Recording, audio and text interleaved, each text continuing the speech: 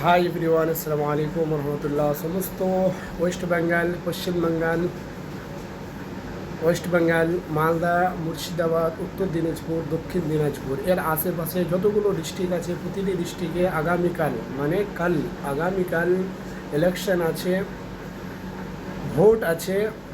আর এই চুনাও, এই ইলেকশন, এই ভোট 23 তারিখ, 23 এপ্রিল আর 29 এপ্রিল ওয়েস্ট বেঙ্গলে 23 এপ্রিল আর 29 এপ্রিলে ভোট আছে। তো আপনাদের সকলকেই আমি বলতে চাই যে আগামীকাল যে ভোট, আপনি যাকে ভোট দিতে চান তাকেই ভোট দেন, কিন্তু চিন্তা ভাবনা করে দেন। এই যে দিমাগ আল্লাহ তাআলা দিয়েছে না, এই দিমাগটা কাজে লাগান। এই ট্যালেন্ট, এই দিমাগ একটু কাজে লাগিয়ে, এই ট্যালেন্ট একটু কাজে লাগিয়ে নিজেকে চিন্তা ভাবনা করে তাকেই ভোট দাও যে তোমার উন্নতি চাই, যে তোমার ভাই বোন ছেলে মেয়ে সকলের উন্নতি চাই, যে তোমার গ্রামবাসীর পাড়া প্রতিবেশীর প্রতিটি জিনিসের উন্নতি চাই, যে তোমার গ্রামের আশেপাশে রুরাল হসপিটালগুলো, ছোট হসপিটালগুলো, ছোট স্কুলগুলো, যেই স্কুলে 1 থেকে নিয়ে 4 পর্যন্ত পড়া হয়, আবার 1 থেকে নিয়ে 10 পর্যন্ত পড়া হয়, সেই গভর্নমেন্ট স্কুল দেখো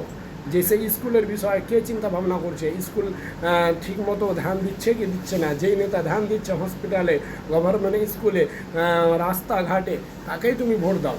আমি কোনো পার্টির সাপোর্ট করি না, চাहे তুমি টিএমসিকে দাও, কংগ্রেসকে দাও, যাকে দিতে পারো দাও, কিন্তু তোমার যাকে ভালো লাগে তাকে ভোট দাও, কিন্তু চিন্তা ভাবনা করে দিবে।